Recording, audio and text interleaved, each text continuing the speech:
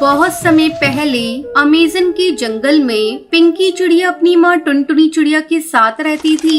एक बार टुनटुनी चिड़िया का पति बीमार पड़ गया और कुछ ही दिनों में उसकी मौत हो गई। हे भगवान, ये तुमने क्या कर दिया? मेरे हंसते खेलते घर को उजाड़ दिया। टुन्नू, अब मैं तुम्हारे बिना कैसे रहूं?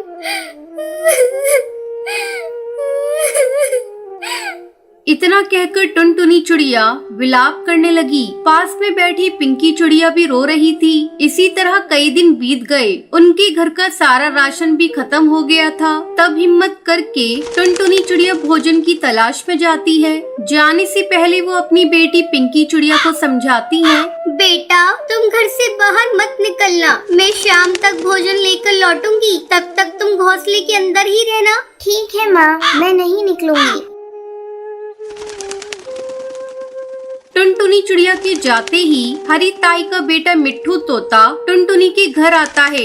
अरे पिंकी, चल आज चलकर खेलते हैं। जब से तेरे पापा गुजरे हैं तू खेलने के लिए नहीं आती है। नहीं मिट्ठू, मैं खेलने नहीं जाऊंगी। मेरी माँ ने मुझे घोंसले से बाहर निकलने को मना किया है। पिंकी, तू अपनी माँ से बहुत डरती है। तू चल, तेरी माँ के वापस लौटने से पहले हम लोग खेलकर वापस चले आएंगे। और मिट्ठू तोता के बार बार जिद करने पर पिंकी चिड़िया उसके साथ खेलने के लिए चली जाती है।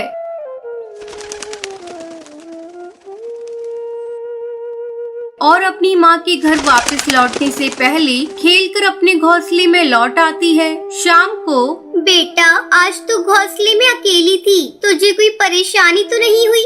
नहीं माँ, मुझे कोई परेशानी नहीं हुई। लाओ, मुझे भोजन दो। मुझे बहुत जोरों की भूख लगी है। टुनटुनी चिड़िया अपनी बेटी को भोजन देती है। अब रोज भोजन की तलाश में जाती। इधर पिंकी चिड़िया खेलने निकल पड़ती। एक दिन, माँ, तुम मुझे रोज रोज गेहूं के दाने खाने को देती हो। आज मैं इसे नहीं खाऊंगी। मुझे चने के दाने चाहिए। बेटा, आज तू ये गेहूं के दाने खा ले। कल से मैं तेरे लिए कहीं से चने के दाने लेकर आऊंगी। अगले दिन टुनटुनी चिड़िया कड़कनाथ सेठ के पास जाती है और उससे कहती है, सेठ जी, मुझे थोड़े से चने के दाने चाहिए। क्या आप मुझे चने के दाने दोगे? मेरी बेटी कई दिनों से चने के दाने खाने की जिद कर रही है। ठीक है, मैं तुम्हें चने के दाने दे सकता हूँ, पर इसके बदले में तुम्हें मेरे खेत को साफ करना होगा। लेकिन सेठ जी, इस खेत पे तो कांटेदार झाड़ियाँ उगी हुई है। मैं इन्हें कैसे साफ करूँगी? सोच लो टुनटुनी बहन, अगर तुम इस खेत की सफाई करोगी तो ही मैं तुम्हें चने के दाने दूंगा। कुछ देर सोचकर टुनटुनी चिड़िया कहती है, ठीक है सेठ जी, मैं तैयार हूँ। मुझे चने के दाने दे दो। टुनटुनी, खेत की सफाई पूरी हो जाने पर ही मैं तुम्हें चने के दाने दूंगा। टुनटुनी चिड़िया दिन भर खेत की झाड़ियों की सफाई करती है। सफाई करते करते वो लहूलुहान हो जाती है। शाम को वो दाना लेकर घर लौटती है। पिंकी बेटा, ये ले, मैं तेरे लिए आज चने के दाने लाई हूँ। पिंकी चिड़िया चने के दाने बड़े चाव से खाने लगती है। टुनटुनी चिड़िया अपनी बेटी को बड़े प्यार से खाते हुए देख रही थी। हे भगवान, मेरी बच्ची की खुशी के आगे मेरे जख्म कोई मायने नहीं रखते। मैं अपनी बेटी को दुखी होते कभी नहीं देख सकती। टुनटुनी चिड़िया ऐसे ही मेहनत मजदूरी करके अपनी बेटी को पाल पोस कर बड़ा करती है। इस कहानी से आपको भी सीख लेनी चाहिए। माता पिता का प्यार बहुत ही भाग्यशाली लोगों को मिलता है, लेकिन जब उनकी उम्र बढ़ जाए तो उन्हें उतना ही प्यार करना हर बच्ची का कर्तव्य है।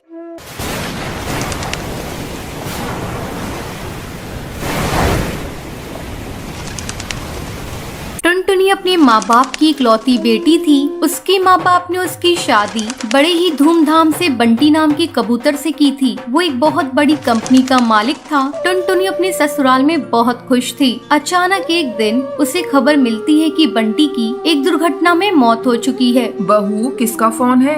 अरे कुछ तो बोल बहू।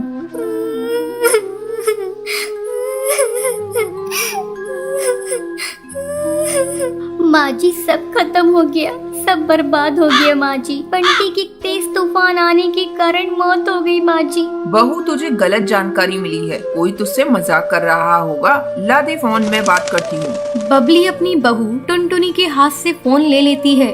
क्या बात है कालू, तूने बहू से क्या बोला है? आंटी जी ये बात सच है, बंटी की मौत हो चुकी है। ये सुनकर बबली रोने लगती है।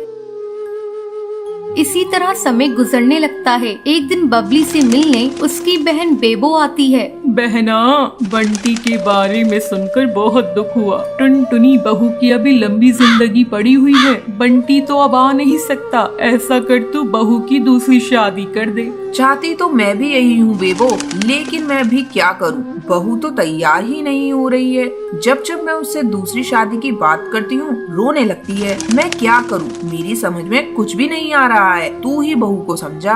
बेबो टुनटुनी की कमरे में जाती है। टुनटुनी कैसी है बेटा? अरे मौसी जी, आप कब आई? मैं अभी अभी आई हूँ बेटा। मैं अभी आपके लिए फ्रूट काट कर ला रही हूँ मौसी जी। बेटा तू मेरे पास बैठ, मुझे तुझसे कुछ बातें करनी है। क्या बात है मौसी जी? देख टुनटुनी, तेरी अभी बहुत लंबी जिंदगी है, तो मेरी बात मान, दूसरी शादी कर ले। अब बंटी तो वापस आ नहीं सकता। मौसी जी, आप ऐसी बातें मत कहिए। मैं बंटी को कभी भुला नहीं सकती। मैं दूसरी शादी अब नहीं करूँगी। देख टुनटुनी, मैं तेरे भले के लिए कह रही हूँ। तू तो जानती है ये दुनिया कैसी है। मौसी जी, मैं दुनिया के बारे में नहीं जानती। अब मैं माँ जी के साथ ही अपने जीवन को बिताना चाहती हूँ। बंटी ही उनका एकमात्र सहारा था, वो तो चला गया। अब मैं माँ जी का सहारा बनूंगी। अगर आप लोग चाहती है कि मैं खुश रहूँ, तो आप लोग मेरा एडमिशन किसी कॉलेज में करा दीजिए। मैं आगे पढ़ना चाहती हूँ। ठीक है बहू, तू जैसा ठीक समझे। मैं तो तेरे भले के लिए कह रही थी। मैं अभी बबली से कह देती हूँ, वो तेरा एडमिशन कल ही किसी कॉलेज में करा देगी। अब टुनटुनी कॉलेज जाने लगती है। एक दिन वो नोट्स लेने के लिए अपनी सहेली के घर जाती है। वहाँ उसकी मुलाकात उसकी सहेली के भाई से होती है। आप कौन है? आपको किससे काम है? मैं बुलबुल की सहेली टुनटुनी हूँ। मैं नोट्स लेने आई हूँ। बबली तो अभी घर पर नहीं है, मैं उसे बता दूंगा। वैसे आपका नाम क्या है? मेरा नाम टुनटुनी है। जब बुलबुल घर पर आती है तब उसका भाई रॉकी उससे कहता है, बुलबुल, तुम्हारी सहेली टुनटुनी तुमसे नोट्स लेने आई थी। हाँ भैया, मैंने ही उसे घर पर बुलाया था ताकि तुम उसे देख लो और वो तुम्हें देख ले। बेचारी विधवा है और मैं उसे अपनी भाभी बनाना चाहती हूँ। कहो तुम्हारी क्या राय है? ठीक है बुलबुल, मैं टुनटुनी से शादी करने के लिए तैयार हूँ। बुलबुल अपने भाई का रिश्ता लेकर टुनटुनी के घर जाती है।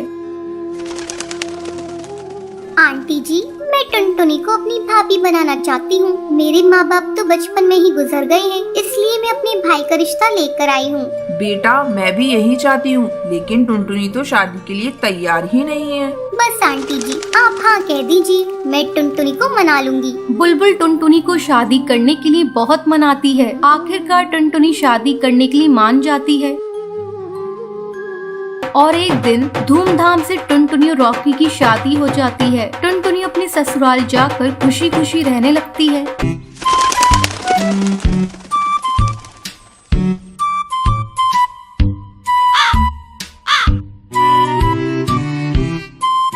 एक जंगल में कल्लू नाम का एक हलवाई था। वो बहुत ही लालची था। वो कद में जितना छोटा था, शरीर से उतना ही मोटा था। उसकी तोंद बड़े मटके के आकार की थी। उसकी मिठाई की दुकान बहुत मशहूर थी। वो मिठाई बेचकर खूब पैसे कमाता था, लेकिन अपने लालची स्वभाव के कारण वो मिठाई में बहुत मिलावट करता था। मिलावटी मिठाई के दाम भी ऊंचे रखता था और किसी भी ग्राहक से ज्यादा पैसे वसूलने की कोशिश करता था। वो लालची होने के साथ साथ बहुत मीठी मीठी बातें करके पक्षियों को उल्लू बनाता था। एक दिन कुछ मिठाई लेने के लिए ग्राहक उसकी दुकान पर आए। तब उसने अपनी तोंद पर हाथ फेरते हुए कहा, आओ टुनटुनी बहन आओ। बहन, सारी की सारी ताजी मिठाइयाँ हैं। लड्डू, बर्फी, जलेबी, बर्फी, पेड़ा, गुलाब जामुन सब ताजे ताजे हैं। बोलो क्या क्या लोगे, कितना तोलूं? टुनटुनी ने कहा, कल्लू भाई, बड़ी महंगी रहती है तुम्हारी मिठाई। कल्लू हलवाई ने मुस्कुराते हुए कहा, बहन टुनटुनी, ऊंचा दाम अच्छा नाम, ऐसी मिठाई पूरे जंगल में नहीं पाओगे। पेड़े और बर्फी तो बिल्कुल शुद्ध खोए की बनवाता हूँ।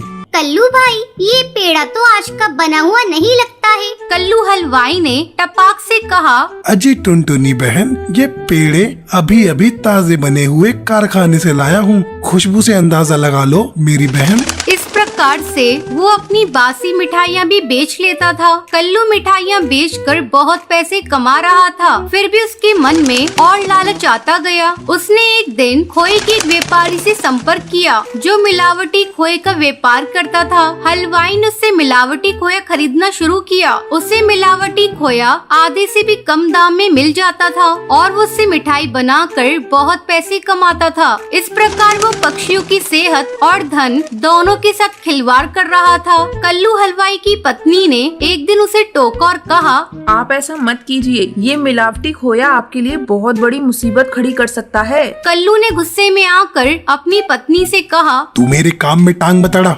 व्यापार में ये सब कुछ करना पड़ता है।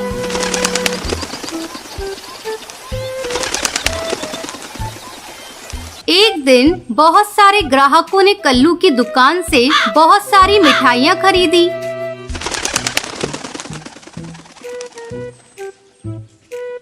कुछ घंटों के बाद जंगल में बहुत सारे पंछी को फूड पॉइजनिंग हो गई, जिसने कल्लू की भी मिठाई खाई। वो सभी बीमार होकर हॉस्पिटल पहुंच गए। ये खबर पूरे जंगल में फैल गई। पुलिस कल्लू की दुकान पर पहुंच गई।